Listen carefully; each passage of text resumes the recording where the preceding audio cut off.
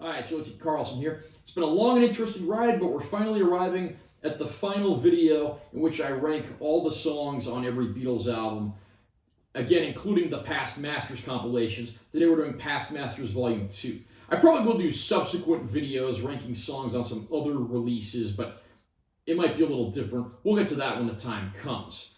And again, this was a compilation putting together all the A-side, B-side, and EP tracks the Beatles released that were not on an official album during their original tenure together. I must give the disclaimer again, this list is for entertainment only. These are only my opinions. You may and probably will disagree with me. You're welcome to post your opinion below and post your own list if you'd like, but keep it civil. I will delete any rude or offensive comments. Without further ado, let's go ahead and get started. At the bottom of the list at number 15, I have You Know My Name, Look Up the Number. I'm just going to come right out and say it. This is the worst Beatles song of all time. It's not even a song. It's more like a drunken Monty Python sketch. There's very little in this song that actually resembles music. The intro sounds promising, but after that, it just becomes a lot of goofy laughter and stuff that probably shouldn't even have been cut to a record. So yeah, you can skip this one. At number 14, and this is a massive step up from 15, The Ballad of John and Yoko. It's a catchy pop tune that, of course, features John on vocals, as the title would probably dictate.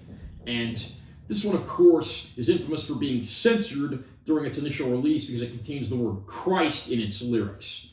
However, I do think this is a pretty catchy pop tune for what it is. Certainly not the most memorable thing on here, but a good song nonetheless. Number 13, I have The Inner Light, a B-side from George Harrison. This one, again, featuring his enthusiasm of Eastern music. Some of the tracks that are along these lines he did on earlier albums I wasn't really a fan of, but this one I think is a much better song, where I think he really found the balance between Eastern sounds and pop sounds. It's a shame this one was relegated to a B-side, because it really is better than that. It is a good song, and certainly the best that George did in that style during his time with the Beatles. Number 12, I have Rain. This is, of course, a B-side that's probably best known for its psychedelic sound and, of course, the backward recorded dialogue near the end of the tune.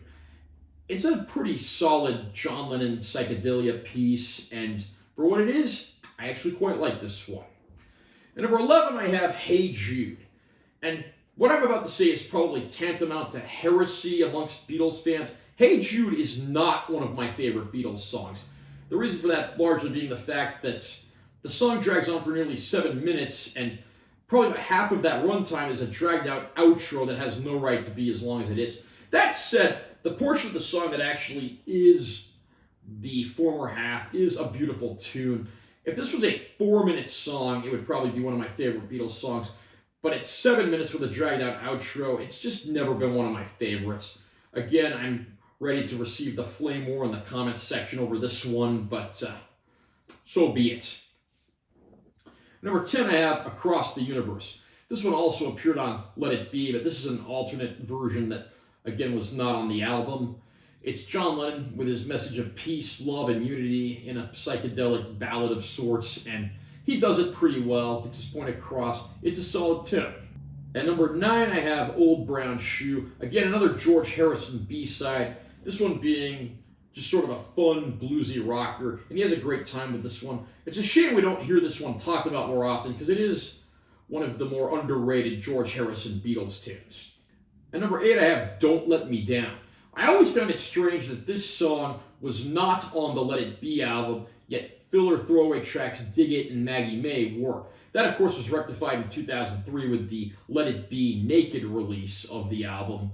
But again, this is a great pop ballad of sorts with the band singing their hearts out and giving a great performance. At number 7, I have Let It Be. Again, a different version from the one that's on that album. Not really a whole lot I can say about Let It Be. It's a pop rock ballad that's one of the most popular and successful of all time, and it deserves to be such. At number 6, I have Lady Madonna. This, of course, just a straight-up fun rocker from Paul McCartney. One of those tracks I think everyone knows and has heard at least once in their lives. And once you hear this one, you want to go back and listen to it again. It's that catchy and good. And number 5, I have Get Back. Again, a song that was also on Let It Be, but this is a different version. This one is just more of like strictly a studio version, whereas the one that's on the Let It Be album has the rooftop intro and outro with the spoken word dialogue and, of course, the auditions show. I do prefer the version on the Let It Be album, but you can never deny what a great song Get Back is. It's a straight-up Beatles rocker, and such a good one, too. Number 4, we have We Can Work It Out, which, of course, was a double A-side single that Paul McCartney wrote about his failing relationship with Jane Asher. It is a memorable, fantastic pop song, and it's been covered by everyone from Deep Purple to Tesla, going further to show just how influential the reach of the Beatles' sound and music was. Number 3, I have Paperback Writer. This being a Paul sung song, and a very good one, of course, about a fledgling writer, as the title would dictate. And the band even managed to throw in a few little hidden things, sort of a way of showing off their sense of humor. You can't help but love this song. And number 2, I have Revolution.